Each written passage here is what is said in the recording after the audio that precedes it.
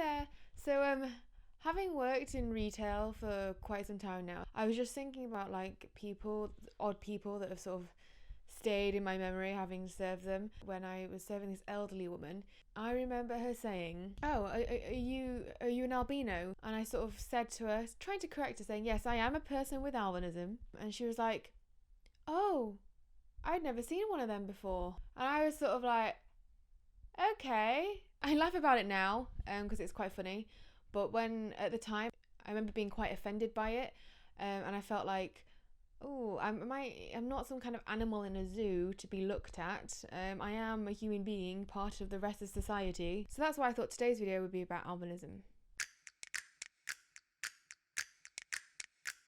Okay, so a few facts about albinism. Albinism is a inherited genetic condition, and people with albinism have a reduced amount or no melanin in the body, which is the protein necessary to produce pigmentation in the hair, skin and the eyes. The type of albinism that I have is ocular cutaneous albinism. So not only do I have pale skin and white hair, I'm also registered partially sighted. I don't know how to describe it because things aren't blurry in the distance. Like I can tell it's not blurry. So when I look outside, I can tell that there's trees out there and there's cars, like a red car and a silver car, and I can see where the windows are in the buildings, but I just can't see the detail. So I can't distinguish between individual leaves on trees. So being partially sighted can be annoying at some times. For instance, I legally can't obtain a driving license because I can't read the number plates. Also, I did get into my mum's car and I realised I couldn't even read the dashboard because that was too far away. So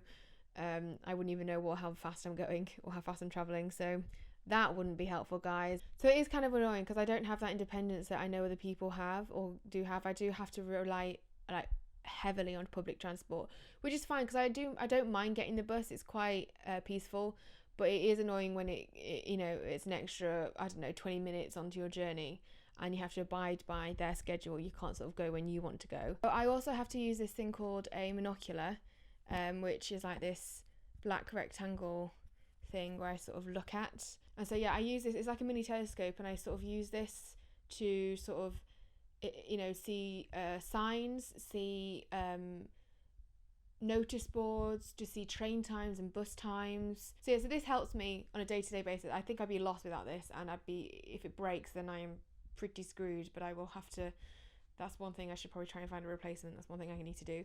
I look extremely closely at things, which makes me really self-conscious sometimes. So I have to look about this closely at things.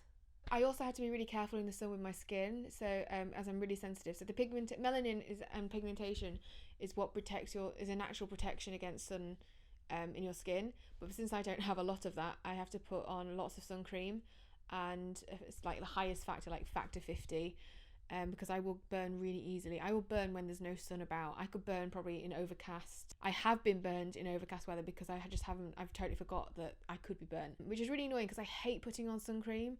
I get really sticky and really greasy, and it doesn't help in the warm weather. I became sort of really self-conscious about the whole albinism thing and the whole bad eyesight thing when I remember really clearly I think it was year 9 or year 10, we had a school photo taken. I could just suddenly pinpoint me in that picture, and without even having to look too closely at it, and that made me realise just sort of how white my hair was and how much I sort of stick out, and so after that I think I just sort of became really self-conscious about it. So yeah, you do sort of feel like you're sort of maybe not like everyone else, but I think everyone feels like that, whether that's a really obvious obvious white hair that makes you stick out, or even if it's just like some kind of body insecurity or fashion insecurity that you may be aware of but no one else may be aware of, but because you are aware of that and maybe focusing on that, you think everyone else is focusing on it, and so it makes you even more insecure.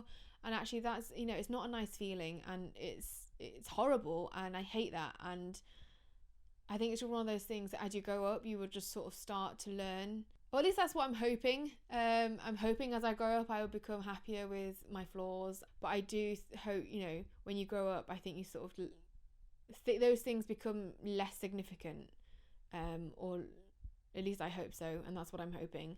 But yeah, so that's why I kind of sort of decided to sort of create this YouTube channel, Odd One In, because I thought I'm not the odd one out. because I think everyone's a little bit the odd one out, you know, they feel like they're the odd one out. We're all individual, we're all different, but we're all stuck together on this earth, so we might as well get along, so we can all be the odd one ins together. I think that's where I was sort of going with that. I hope you guys have found this interesting, and thank you for watching. Bye.